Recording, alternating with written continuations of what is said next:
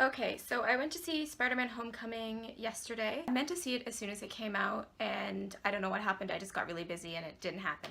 But I finally went to see it. I suppose I should preface this review by saying that Spider-Man is my favorite superhero, has always been. Those first two Spider-Man movies are the first superhero movies I ever remember watching as a kid. I remember Spider-Man 2. I remember going to see that in the cinema and how blown away I was by it and how much I loved it. I love those Raimi films. I was going into this, however, trying to be like, just put the Raimi films aside and go into this fresh. And I really did enjoy it, I'll admit. And the Marvel Studios logo was popping up and they played the original Spider-Man theme over it. That made me so happy, and immediately that put me in a good mood and made me think that they were going to treat this with the respect that it deserves.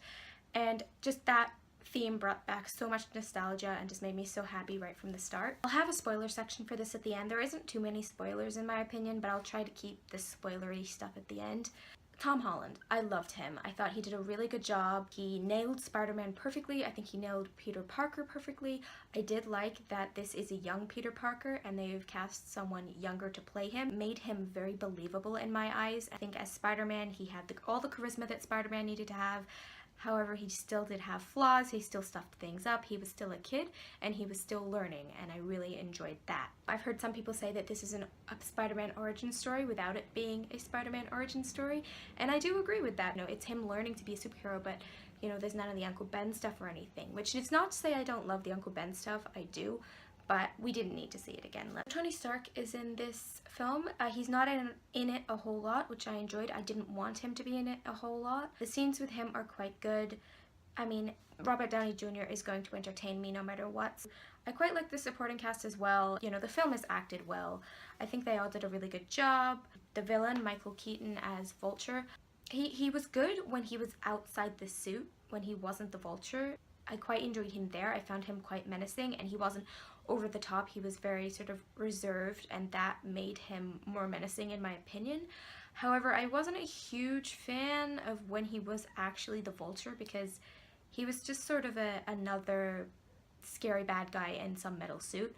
I mean, Vulture is kind of a dumb villain, let's be honest, but I'd rather they have some of that in there, just because, let's be honest, the MCU doesn't do very well with villains. I don't know if it was just the design of the suit I didn't like, but it just came across as another sort of generic villain when it was in the suit, but out of it, I quite enjoyed it. Everyone that Peter went to school with, I think, did a really good job. It made me actually believe that they were high school students, and I quite enjoyed that they did seem to cast younger people instead of people that are like 26, which that always bothers me in movies. Washington Monument, I really enjoyed that scene. I thought it was a really well done scene, and it reminded me of those early Raimi films, those sort of action scenes. It reminded me of those.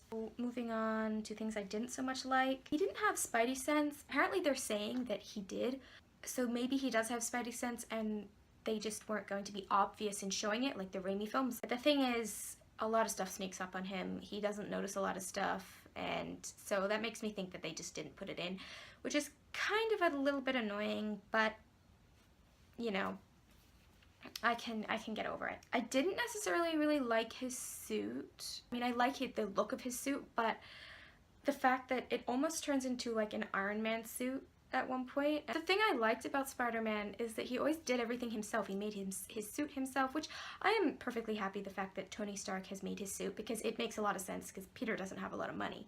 But like, Peter makes his own web fluid, he does all of this, and then the suit started doing everything for him. However, I did quite like his interactions with the suit, like how he was talking to her. I did think that was cute. The soundtrack is okay. I don't know what I was expecting. I think because just those early Raimi films had amazing soundtracks, because they played the Spider-Man theme at the start. Was hoping they'd incorporate that in somehow. I don't mean literally just play the original Spider-Man theme, but you know, like incorporate it in, I don't know. I'll get into spoilers now, so if you haven't seen the movie, don't watch this next bit. So I suppose the main spoiler is the fact that the Vulture is the dad of the girl that Peter is crushing on, which I didn't really care, to be honest. I was kind of like, oh, okay, but I wasn't shocked or anything. I didn't hate it, I didn't love that, it was just there. The Captain America like videos that they're playing during school, I don't know why, but I really loved those. I feel like those videos were almost making fun of Cap in a sense, because that is something Cap would do. Some really cringy like, detention video. The other spoiler is that Zendaya, the character she played, turned out to be MJ in the end. I wasn't like, oh wow, you got me. I was just kind of like, oh okay. But just because you say someone is a character doesn't make them that character. Just because you're calling her MJ, that doesn't make her MJ. And before anyone gets on me, it's nothing to do with how she looks. I could not care less. When she was first cast, I was like, okay, she's gonna be MJ, I don't care. But it was the way she acted, because the whole movie she acts, I didn't mind her because, to be honest, I feel like she is someone that you would run into in a high school these days. The way she acted, that's not MJ, I'm sorry. She was an asshole, let's be honest. I feel like that was kind of a cop-out and just supposed to be some thing at the end that was supposed to surprise you. I think it would have been better had they just left her as one of Peter's friends, because I thought she was an okay character. I feel like it almost kind of ruins that character to just randomly call her MJ.